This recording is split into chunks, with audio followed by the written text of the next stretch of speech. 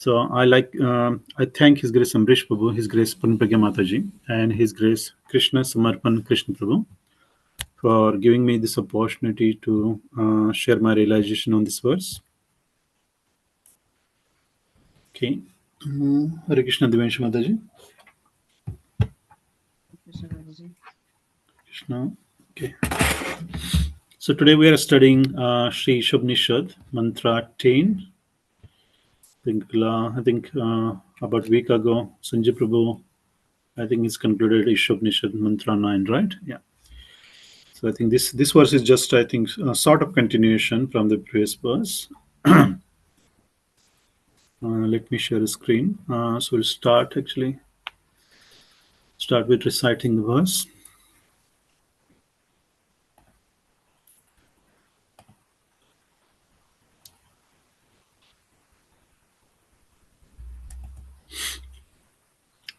Okay. Can you see my screen, Mataji? Yes, Prabhuji. Okay. So Isho 10.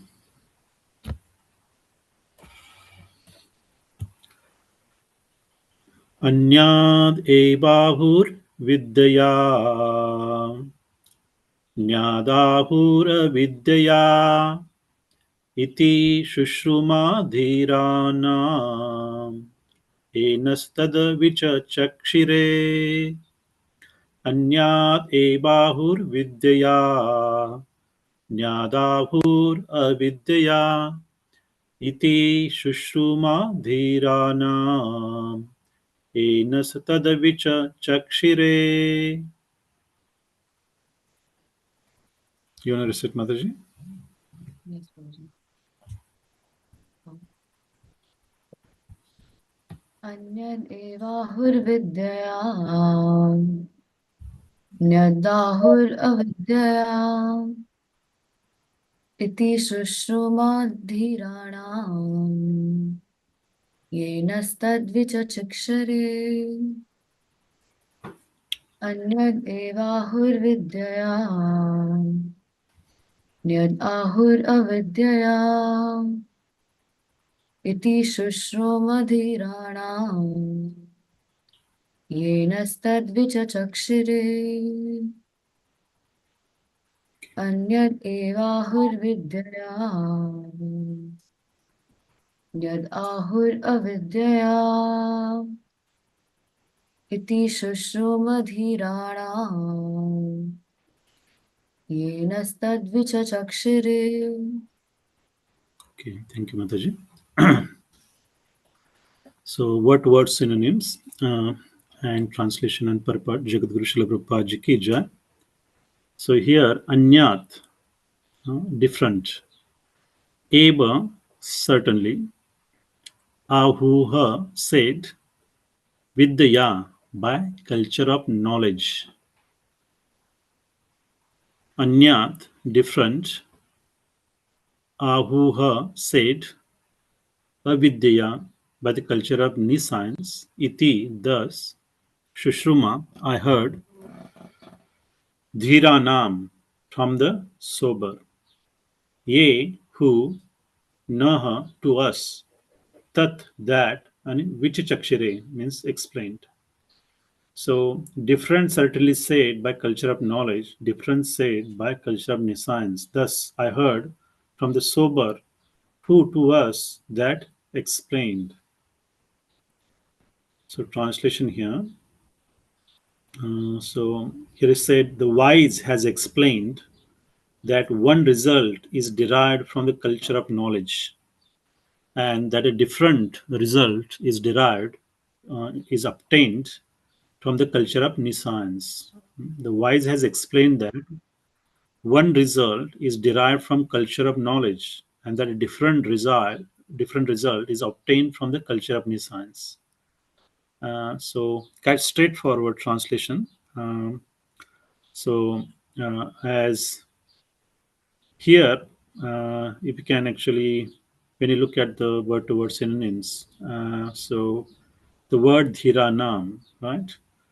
So here, the Srila Prabhupada gives the meaning from the sober person, right? So in the translation, actually, he says it's wise, So wise, sober person, as explained. So we are talking about vidya and avidya. So culture of knowledge and culture of nescience here. So obviously, actually, when someone is knowledgeable, and when he applies that knowledge, you can expect a probably good result, but because one is acting on the platform of knowledge, as opposed to if he lack the knowledge or is in ignorance, then certainly we expect that another result or a different result, will be obtained, because obviously he's not on the right platform. It's a platform in science. Uh, Also, I was listening to Srila Prabhupada, and he actually, in one of his lecture, he focused on the word Shushruma. I heard. Right? So Srila Prabhupada says this is very important. I heard. So actually, when we talk about spiritual knowledge, the knowledge is actually heard. Is passed from guru to his disciple in a chain of guru shish, parampara. So as opposed to today's in today's world, or whatever modern education, or what they call universities, I think people try to actually they research, they try to find out by experimental knowledge, just like scientists, researchers, philosophers. There is speculation involved, or even for the students now also, when they ask you to do the assignments, they ask you to research it, right? You go and ask, you can go find out. So student is not very much dependent on the teacher here. Means, yeah, maybe partly, because I know actually from my experience, sometimes they even when I was in uni, they asked me to do some assignment on the subject matter that has nothing to do with my actually curriculum. So you have to go and search, so obviously everybody comes up with some different submissions. So but here, that's why Srila Prabhupada says that actual when we spiritual knowledge is always, it's a shruti. Srila Prabhupada shruti is always heard from a dhira person. So there is no speculation. We don't have to find out anything. Everything is ready. We just hear and we implement. So first thing is actually, it's a shruti. We hear, from the guru, and guru is a dhira person, right? That's very important, because nowadays, when you do the assignment, we go to the Google, we search out various. So Google become a guru. So is Google is a dhira person? We do not know. Right? So the source of knowledge is very, very important. And the wise, so Srila Prabhupada translated sober person as wise. So wise, sober person. So there's a dhira person. So we will discuss that in detail, towards the end of the purport. Srila Prabhupada has actually focused on that point as well. That why dhir person is, the word dhir is important. Obviously, actually, we also studied in Nectar of Instruction in text 1. There is also a lot of discussion about dhir, dhiras tatra namuyati. So there we're talking about the Goswami, who has actually conquered the senses. So just for now, just looking at the translation, so it's very clear that one who's acting on the platform of knowledge, there is a result, because there is a always reaction to every action. So one who's acting on the platform of knowledge, and one who's acting on the platform of nescience, obviously different result will obtained. Okay. Okay, let's start with the purport, and then we can actually discuss that further. Any questions on the translation, Mataji? Any realizations? No? Okay. So, okay, you want to read, Mataji? Yes, Prabhuji. As advised in chapter 13 of the Bhagavad Gita, one should culture knowledge in the following way. 1. One should become a perfect gentleman and learn to give proper respects to others. 2. One should not pose himself as a religionist simply for name and fame. 3. One should not become a source of anxiety to others by the actions of his body, by the thoughts of his mind, or by his words. One should learn forbearance even in the face of provocation from others. One should learn to avoid duplicity in his dealings with others. One should search out a bona fide spiritual master who can lead him gradually to the stage of spiritual realization. And one must submit himself to such a spiritual master, render him service, and ask relevant questions. 7. In order to approach the platform of self realization, one must follow. Sorry, Prabhuji, my laptop's battery is running out. Just a second. Just putting it on charging.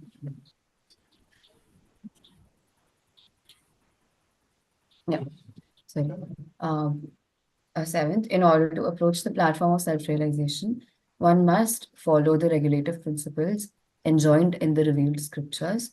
Eighth, one must be fixed in the tenets of the revealed scriptures. Ninth, one should completely refrain from practices which are detrimental to the interest of self realization. 10th, one should not accept more than he requires for the maintenance of the body. 11th, one should not falsely identify himself with the gross material body, nor should one consider those who are related to his body to be his own. 12th, one should always remember that as long as he has a material body, he must face the miseries of repeated birth, old age, disease, and death. There is no use in making plans to get rid of these miseries of the material body. The best course is to find out the means by which one may regain his spiritual identity. 13th, Yeah. one should not be attached to more than the necessities of life required for spiritual advancement. 14th, one should not be more attached to wife, children, and home than the revealed scriptures ordain. 15th, one should not be happy or distressed over desirables and undesirables, knowing that such things are just created by the mind. 16th, one should, sorry, should I continue, Babaji? Yes, yes, ma'am. Yes, Mataji.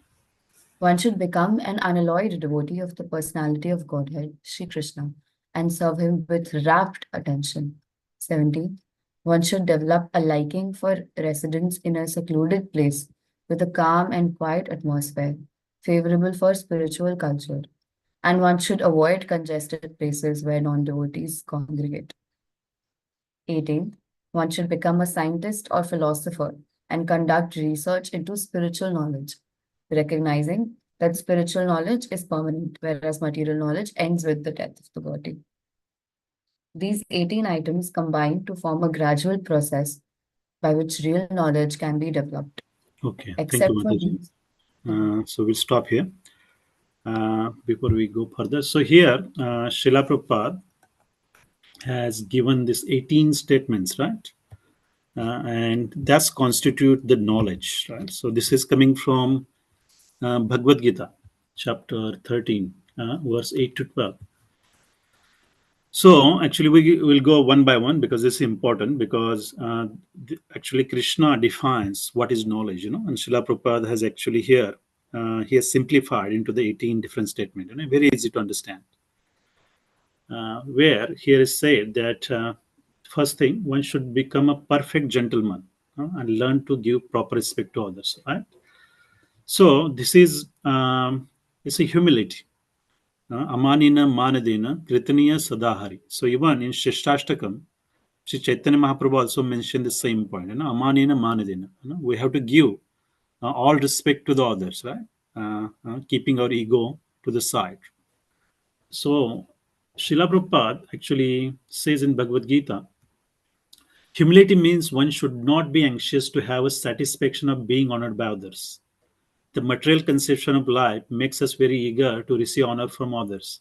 But from point of view of a man in perfect knowledge, who knows that he is not this body, anything, honor, dishonor, pertaining to this body is useless. One should not be hankering after material deception. People are very anxious to be famous for their religion. Consequently, sometimes we found that without understanding principles of religion, one enters into some group which is not actually following religious principles. Then wants to advertise himself as a religious mentor. As for the actual advancement in spiritual science, one should have to test to see how far he is progressing. Right. So this is a description given by the humility. So you can also, Srila Prabhupada basically defined what humility is. Because normally when we say humility, people think, oh, some meek person, actually who's saying, uh, you know, uh, yeah, meek, he's very obedient and, all that. So that's not really humility. Humility is also mean actually telling the actual truth, in straightforward manner, to correcting others' mistake as well. That is also humility. Because you may remember, Amrish Prabhu explained this point many times in a beginner's class, that humility, so is very important. Is actually when we actually speak something, sometimes people do not want to correct other people because they are worried about their relationship with that person, right? Because they do not want to actually rock the boat, and so they chose to stay quiet sometime. So that's not a humility. So we have to understand, humility means here you are not thinking about yourself, you are thinking about other person. You try to correct him. So here there is no question of honor and dishonor, right? So we should give all respect. That's true. That's, you should do it. You must do it. But at the same time, you have to be very straightforward as well. That's a real humility. Because when you think less of yourself and you are thinking about other people, then you are actually doing service to that person. Second point, okay. One should not pose himself as a religionist simply for name and fame, right? So, Srila Prabhupada covered that point, right? Because, uh, where is that? Okay, humility. Sometimes people, they want to be religious or just to make a show, sometimes people conduct, spiritual things in public. So objective is not that actually to make advancement in spiritual life. Objective is to show other how religious I am, right? So there is again hidden motives. So Ishla Prabhupada again say here that sometimes people enter into the some kind of group, religious group, without thinking or without finding out is actually if that group is actually following the religious tenets, or scriptures proper. So actually depend, what is our motive to join, right? If you're really looking for to advance in spiritual life, then you should seek out the actually bona fide spiritual master, right? So that is very important. Uh, as Srila Prabhupada says that actually you have to taste that if you are actually progressing yourself, and you can judge by these items. So yeah, one should not pose himself as a religionist, simply for name and fame. One should not become a source of anxiety to others by the actions of his body, by the thought of his mind, and by his words. So this point in Bhagavad Gita is mentioned as ahimsa. So this is very revolutionary definition given by Srila Prabhupada. What ahimsa mean, right? So I mean, ahimsa is grossly mean uh, non-violence, right? Not killing anyone, non-violence. Even Jainism, ahimsa is a big thing there. But normally their understanding is that we are not interested in killing any living beings, and that's what they call ahimsa. But here Srila Prabhupada is saying that he's going above that point and saying that we should not become a source of anxiety to anyone, by any mean, by your words, by your action, uh, or by your thought of your mind. So this is very important, right? Even His Holiness Mahavishnu Goswami Maharaj. There is one, I think this is a melo, long time, Amrish Prabhu shared, where Maharaj said we should be very peculiar about actually, especially in a temple, we have to keep it clean. If somebody leaves a piece of paper on a floor, that might agitate somebody's mind. Some people do not like everything; they like it very tidy and clean, and it may agitate somebody's mind. It create a violence in the mind or anger. So that is also Maharaj called is actually it's a violence. So our dealing, we should be very very careful that we are not causing any harm, or we are not provoking other people, or sometimes we speak, because tongue is sometimes what we call is like a slaughterhouse, right? Yeah, in one sense you eat, you kill and eat, that's yeah gross thing. But when you speak the words, sometimes it's just like the word that is released from your mouth, and then it is said that actually when you release the arrow from the bow, you cannot take it back. It may hurt some people very deeply, because physical wounds, they can actually they recover very quickly, but if you hurt somebody their heart, then it's very hard for them to actually recover. So that is also violence. So ahimsa means actually we should not become source of anxiety, right? So remember that actually it's really important instruction by Srila Prabhupada here, how we actually translated ahimsa. So by word, mind, and action as well. Next point, one should learn forbearance even in the face of provocation from others. So again here tolerance, even in Shishtastakam, the similar point, one should be more tolerant than a tree. Sri Chaitanya Mahaprabhu, one of his instruction. So tree is very very tolerant, right? The example is given there because tree, we actually get benefited in many ways from different trees, right? We eat their fruits, we sit in their shade, maybe in the middle of a hot summer day, if you're working outside, you may actually seek, some shelter.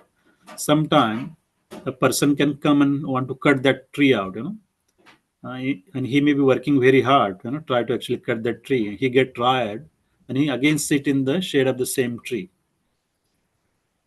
So if you think from the point of view of a tree, actually, he does not actually protest, actually means he's actually feeling all the pain that actually the man is cutting me.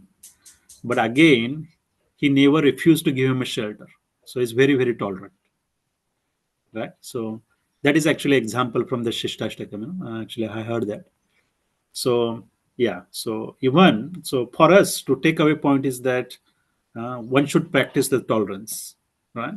So you will always be in a situation that somebody might provoke you, but you should learn to be tolerant, be patient.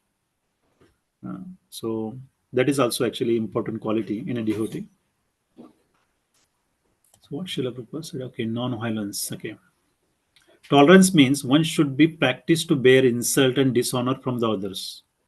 If one is engaged in the advancement of spiritual knowledge, there will be so many insult and much dishonor from others. This is expected because material nature is so constituted. Even a boy like Prahlad, only 5 years old, was engaged in cultivation of spiritual knowledge, was endangered when his father became antagonistic to his devotion. The father tried to kill him in so many ways, but Prahlad tolerated him.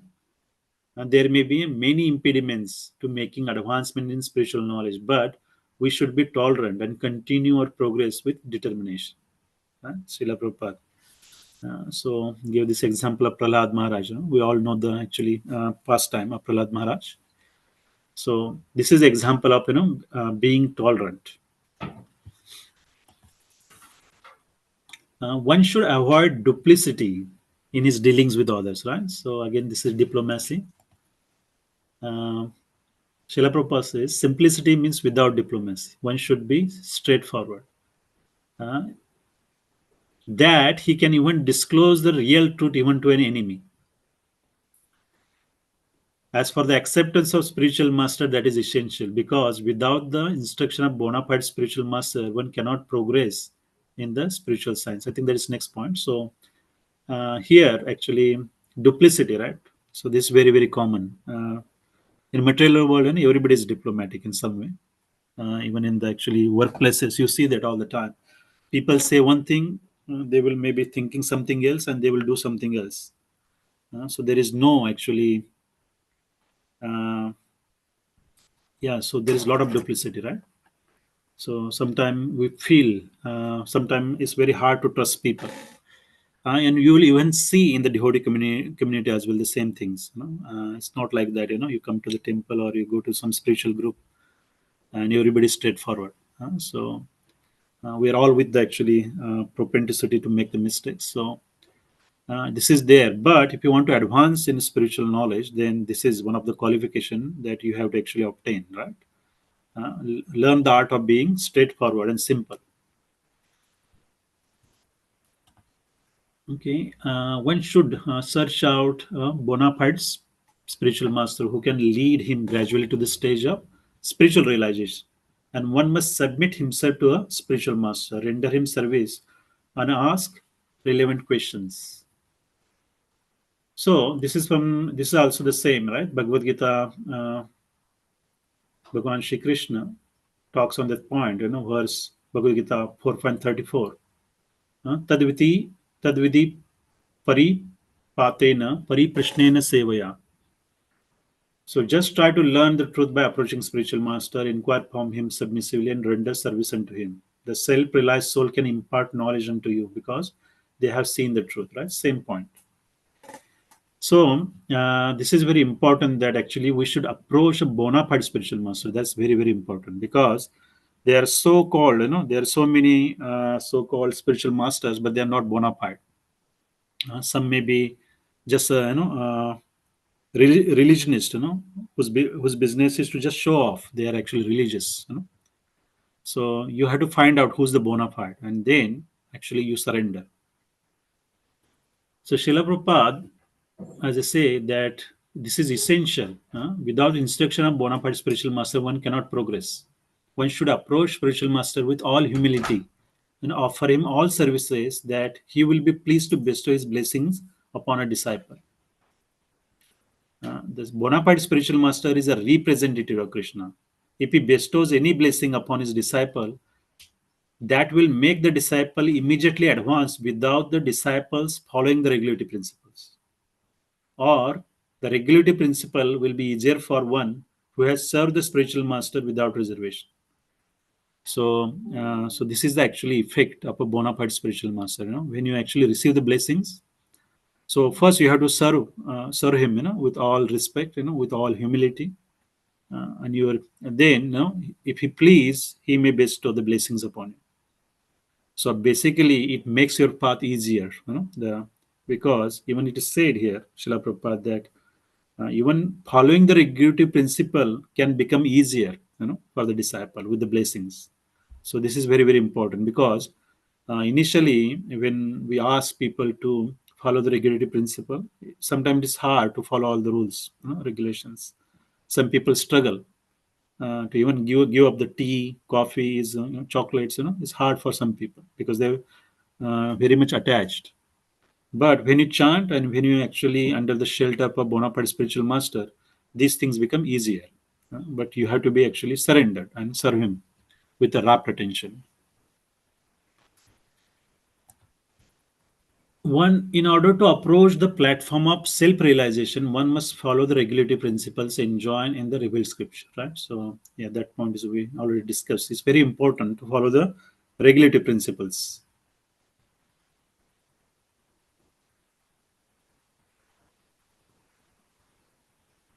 Okay, next point. One must be fixed in the tenets of the revealed scriptures.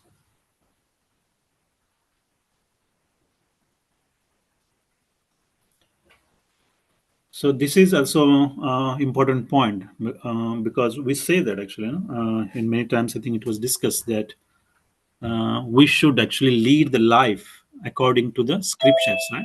So in Bhagavad Gita, Srimad Bhagavatam, there are many instructions given. So those instructions actually they are meant to change our behavior. They mean to change how we lead our life. So one has to lead the life according to the instruction of the scriptures. That's very, very important. And because scriptures are just not there that you will study them, remember them, but it's very important to implement it practically.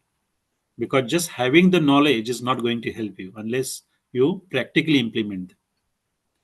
So that's why it is said that one must be fixed in the tenets, right, of the revealed scriptures. And that's what actually we have been taught in this program as well, right?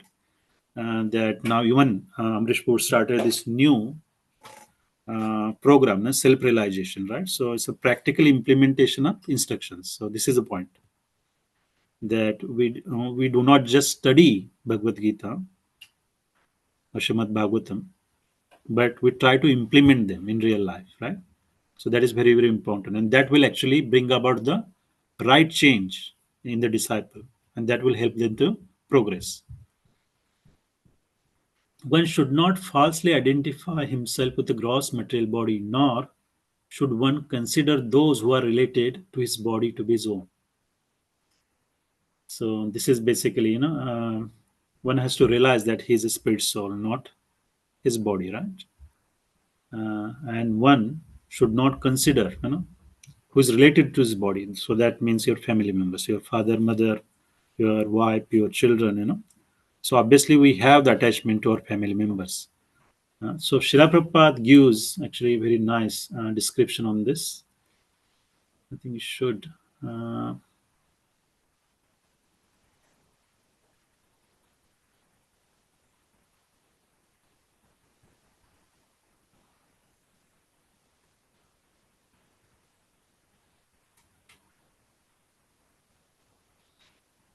okay. Where Srila Prabhupada actually mentioned that.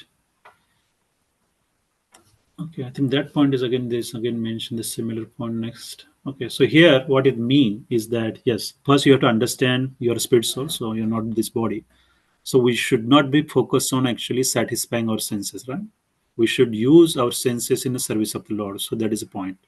So basically understanding one's own constitutional position, right? So I am a spirit soul and my only business is to serve Krishna.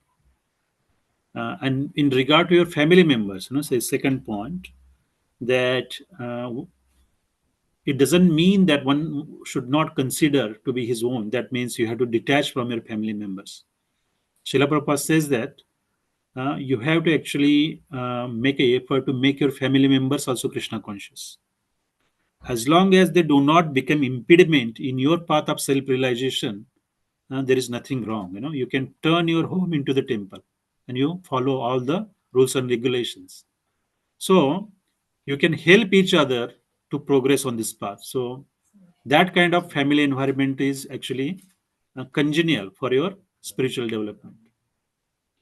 But if they are not very helpful, or they some family members, and you see this is practical, right? Some family members are not actually very much interested in spiritual realization, and if they try to create some disturbance, then you have to actually maybe set some boundaries.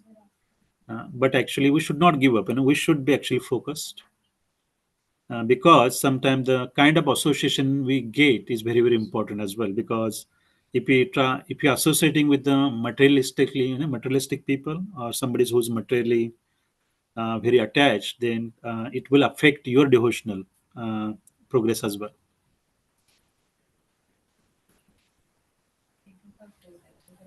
Okay. One should always remember that as long as he has a material body, he must face the miseries of repeated birth, old age, old age, disease, and death. There is no use in making plans to get rid of these miseries of the material body. The best course is to find out the means by which one may regain his spiritual identity.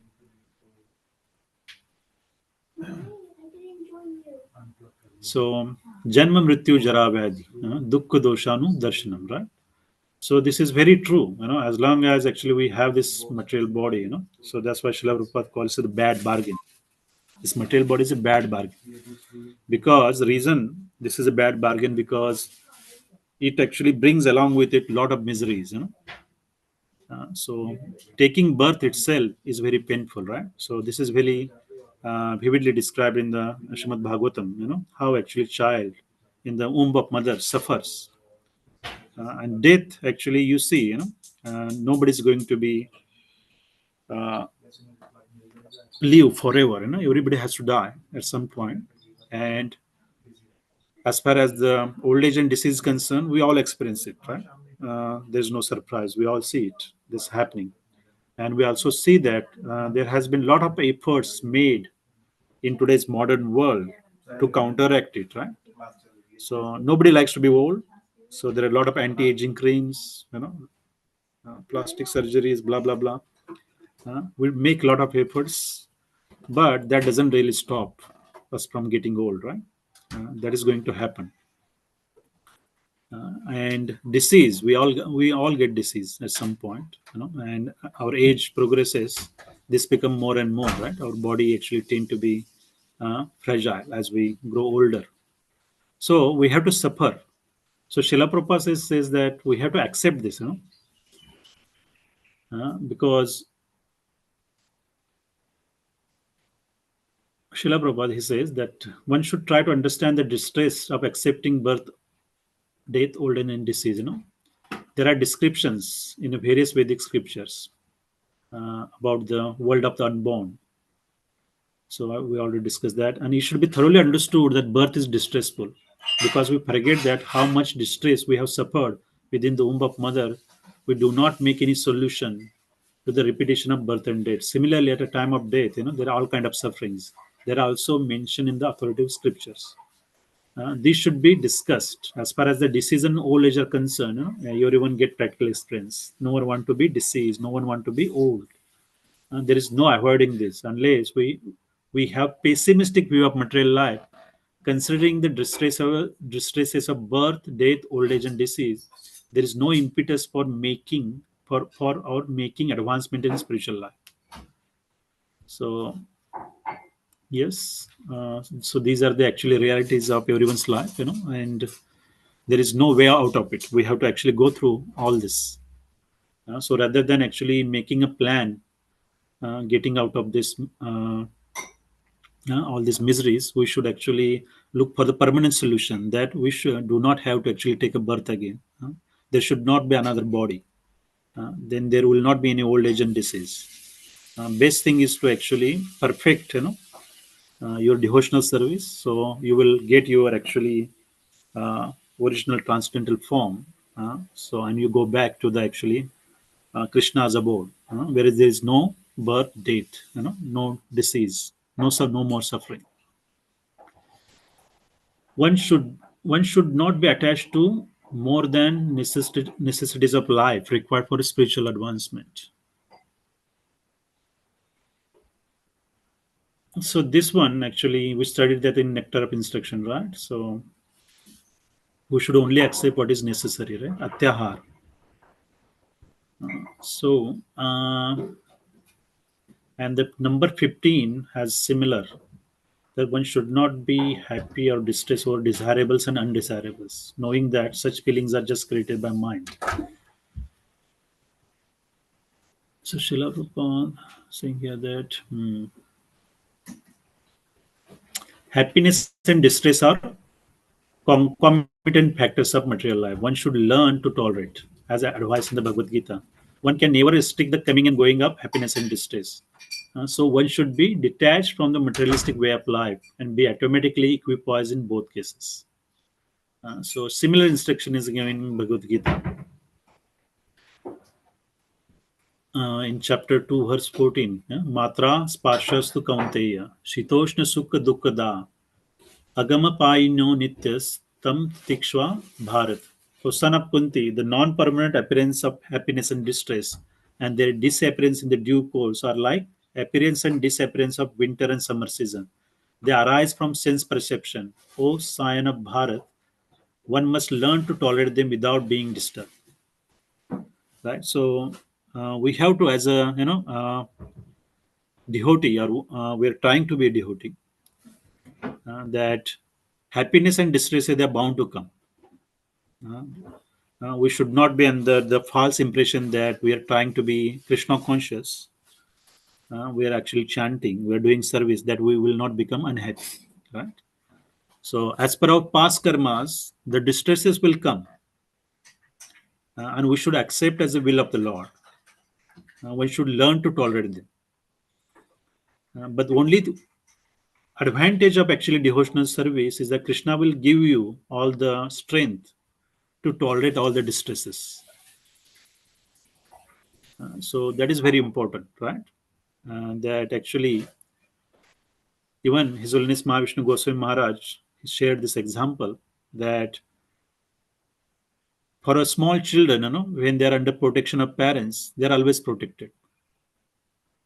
So Maharaj gives this example that if you're actually traveling, if you're small, if you're traveling with your parents in a car, and suppose car get breakdown in a somewhere, in a journey, then actually parents are distressed. They try to fix the car, and you are with them, so you are in the same situation as well.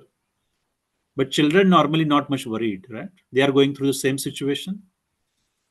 They may be just playing around until car get fixed.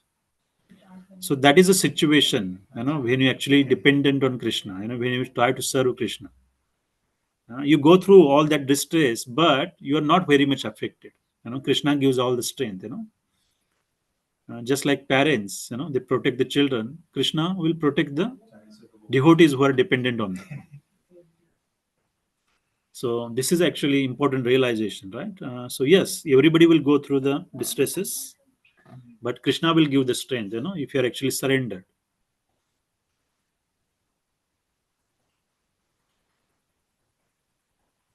Okay, where we were.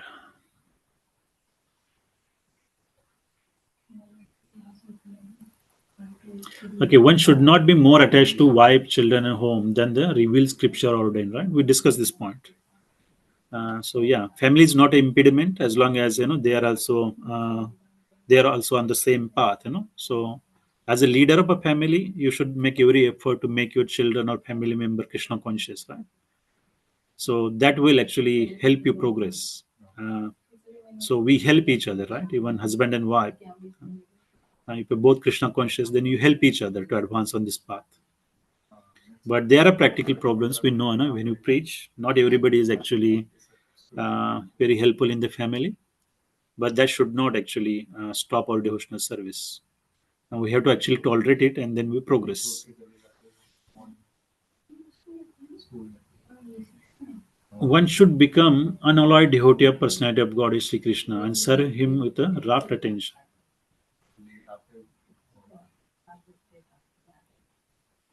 So devotional service is very, very important, right? And in the scripture, the it is mentioned that unalloyed devotee, you have to become an unalloyed devotee. So in current state, we are very much alloyed, right? Mishran Bhakti. So our the chanting we do or whatever service we do is normally tainted with material desires. So we have to actually progress, and we get to the stage where we do not have any material desires. So initially it is quite natural, normally people they pray to Krishna for material things, and Srila Prabhupada says that initially it is okay, rather than you going and asking from some demigods, better to ask Krishna. But actually, if you want to progress, then you have to actually purify your devotional service, you know, because pure devotional service means without any material motives. Ahai tuki apratihata, it should be without any material motive and it should be uninterrupted. As it says here, you should serve Krishna with the rapt attention. Rapt attention means you need to serve Krishna as per Krishna want to be served, not as per your own convenience. This is very important, right? Initially on this path, normally devotional service is done as per one's convenience, right? Sorry, I can't wake up early in the morning because I have to do this and this, or I can't do this and this because such and such reasons. So we are trying to mold our devotional life as per our own convenience, right? But as you progress, you have to actually change this. You have to mold life as per your devotional service, or actually what your spiritual master wants, what Krishna wants. And that's why the pure devotional service is described as anukulenu Krishna. It should be anukul to Krishna. अन्याभिलाषाता शून्यम ज्ञान कर्मादि अनावृतम अनुकूलेनु कृष्णानु शीलानाम भक्तिर उत्तम. So अन्याभिलाषाता शून्यम. So abhilasha, shunyam. We should have zero material motives. That is very important. And one has to serve Krishna as per what is anukul. Anukul means what he wants as per his needs, not as per our convenience. Okay, so that is actually gradual progress. One should develop a liking for residence in a secluded place with a calm and quiet atmosphere favorable for spiritual culture. One should avoid congested places where non-devotee congregate. Okay, so this is a point, one we should understand it properly. And Srila Prabhupada writes about this. Mm,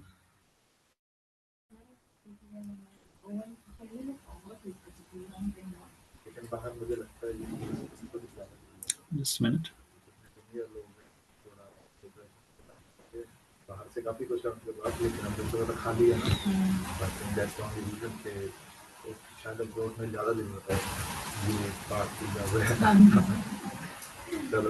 Srila Prabhupada says that one is adapted to spiritual way of life. He will not want to mix with materialistic men. That would go against his grain. One may test himself by seeing how far he is inclined to live in a solitary place without unwanted association.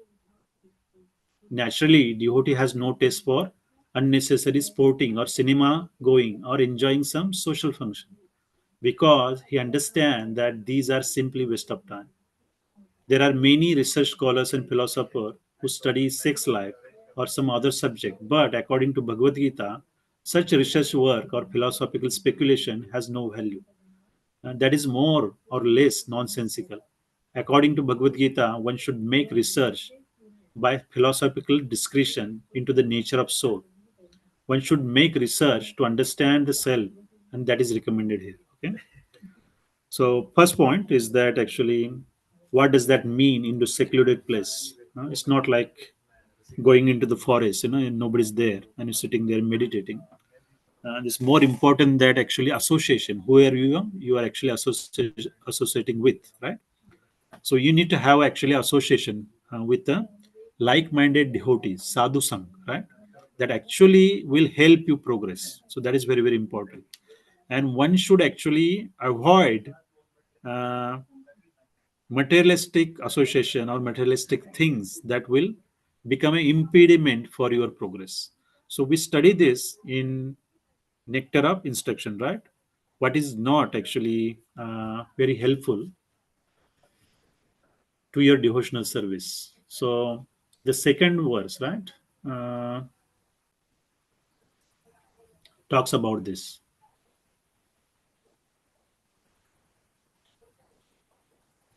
So atyahara prayashasya prajalpo niyamagraha janasangasya laulamcha shadbir bhaktir vinashyati. So in that verse, it is said that once devotional service is spoiled when he becomes too entangled in the following six activities, right?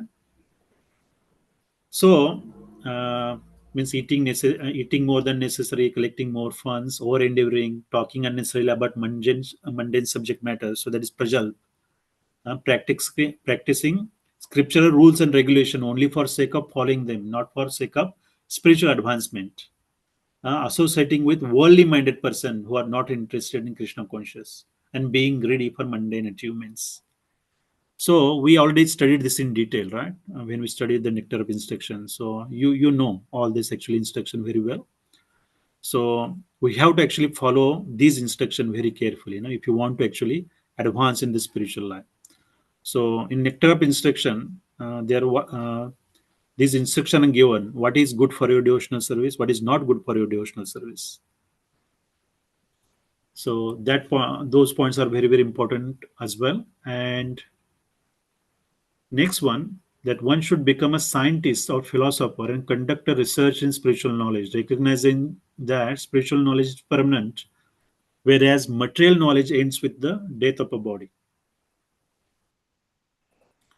So this point actually, Srila Prabhupada says that already I read that point where Srila Prabhupada says that one should make a research by philosophical discretion into the nature of soul, and one should make a research to understand self. That is recommended, right? So the first very important point is that the material knowledge ends with the body, right? So whatever material knowledge uh, that you actually obtain in this world, right? You go to the university, you study some science or commerce or whatever. That is all material knowledge, and that actually teaches you how to make a money in this world, how to make a living, mostly. And that is actually, we call it a material knowledge, right? Actually, when we study this verse, we understand that that is not a knowledge, it is a science. Because Krishna says that all these 18 points described here constitute the knowledge, and apart from this, whatever there is all avidya. So that is not knowledge actually in spiritual, platform. If you think from that point of view, so whatever actually we should conduct a research into spiritual knowledge, right? Into the soul, try to learn about the soul, try to understand the soul, and whatever spiritual knowledge you gain stays with you. It doesn't end with your present body. Even you have to take the another body in the next life for whatever reason. That actually spiritual progress will actually comes with you. You start from that point onwards. You don't have to start again from the scratch. So this is actually difference between spiritual knowledge and material knowledge. And actually we discussed this point, even from the preaching point of view, you have to actually conduct a research, even actually we have to consider many and you have to actually learn, uh, actually, understand these things and use it for preaching.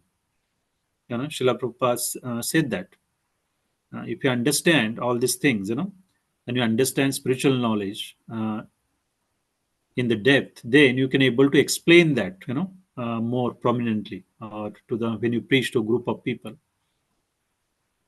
That's why it is very important that actually the research into the spiritual subject matter, or as Srila Prabhupada said, one should try to understand the self, that is soul, and try to understand the soul, its nature. So there is a lot of information given in Bhagavad Gita on the soul, because the basic principle, what we say is that actually we are soul, we are not this body. But everybody knows this when whoever want to be Krishna conscious. But to realize this takes a long time, right? Because Srila Prabhupada says that if you really think you are not this body, then where is the question of sense gratification? If you're not this body, there is no material senses. Then where is the question comes to satisfy those senses, right? Because everybody says, and everybody know this, right? This is basic. Uh, I'm spirit soul, I'm not this body. But saying is one thing, and actually practically implementing is totally different, right? You have to be very advanced, you have to be very austere to actually achieve that state.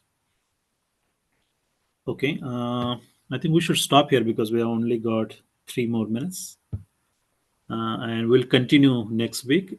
Anyone have any burning questions on so far what we discussed? Prabhuji, I did have a question, but I don't know if you have the time for it or not. Um, Uh, it's a it's a Hare rather Krishna, we do have some time. We do have some time, so you can answer the question. okay, thank you, Prabhuji. Uh, okay, Mataji, Hare Krishna. relevant question to my life. It's not a okay. Sorry, Mataji, we couldn't able to hear you what you just spoke. Now, I think you're breaking up.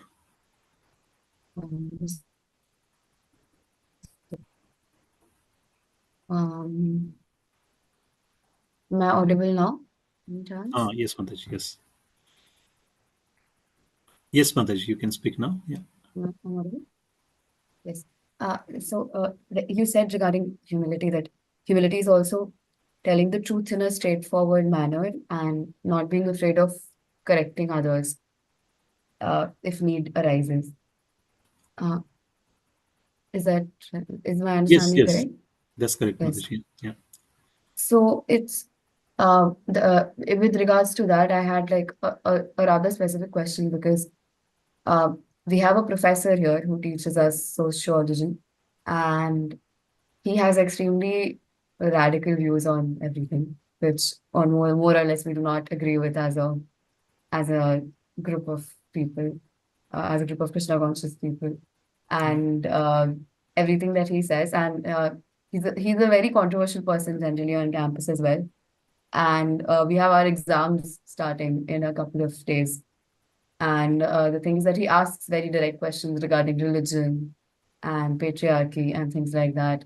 And he expects us to write answers which are indirectly in line with what he's taught us in the class, which is, as I've said, is extremely radical in those terms for us. And so it's a very, I've only learned about this recently because our seniors told us that you have to write exactly what he's told you in the class, otherwise he'll not pass you in the class. So it's a very uh, it's a big dilemma for me right now because I do not agree with most things that he teaches us because he teaches in a very controversial and a radical manner. And according to him, like he despises religion altogether and atheist and everything. So it's how do I tackle with that? Because it's like I cannot tell the truth to him. He's a professor, and more than that, he's adamant on his philosophy. He's completely closed down to other people's thoughts and opinions. So it's a very difficult position for me. So how should I navigate through this? Okay, yeah, it's a very good practical question, Mataji. So, uh, when I said actually humility, so correcting others is also humility, right? So you're not worried about your relationship, right? So also, I may be wrong, Amrish Prabhu can correct me. My understanding is that first thing, if he's atheist, right? If you do not believe, don't try to preach him.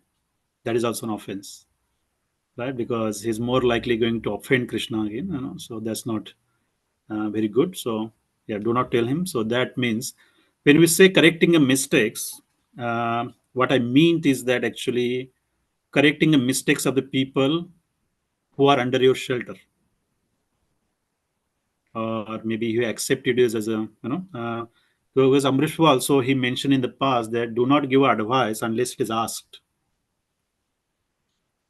right? Uh, so in that context, right? So we are all following this group, right? So yeah, actually, if I'm giving a lecture, so in one way, actually, you are following me, right? So maybe I may take opportunity to correct your mistakes. Now, Amrish Prabhu will definitely correct us whenever you go wrong, right? So that is humility. Amrish Prabhu will not think that if I tell him such and such say thing, he may not like it, and my relationship will be spoiled. So in that context, I was talking about, So yeah, so we there are many elements, right? He's atheist, so we had to also remember that we are not really uh, allowed to actually preach to the atheist, right? So in previous, I think when we studied Nectar of Instruction, maybe even Isopanishad, we spoke on this point, right? You should not associate with the non-devotees, because if you try to go and try to preach him, uh, it's not going to be good for him. Why? Because he's going to commit more offenses by blaspheming you or maybe Krishna. So he will down on his spiritual path, what, or maybe further he will glide down, and it's not good for you because it's going to affect you as well, and it's not a good association.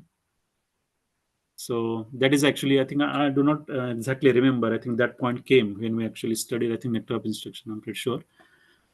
So yeah, so you understand, Mataji, the context. Yeah. So if you Yes, actually become a preacher, if you have the number of people following you, then you have every right to correct them because they are actually following you. So Hare Krishna, Amrish Prabhuji. Is Amrish Prabhu there? Krishna Prabhuji is currently a little bit busy. Okay. Yeah. But if Devanshi Mataji wants to ask a question specifically to him, then she can do so. Yes, yes. on So Facebook. Mataji, if this point is not clarified well enough, then you can also post this question in our intermediate group, and we can have that session again. So Amrish can explain that in detail. Yeah. Yes, Prabhu. Yes. Okay. So if anyone else, if they don't have any questions, then probably we'll conclude this session because we're already over the time. Okay. And we'll continue this chapter, this mantra next week. Hare Krishna.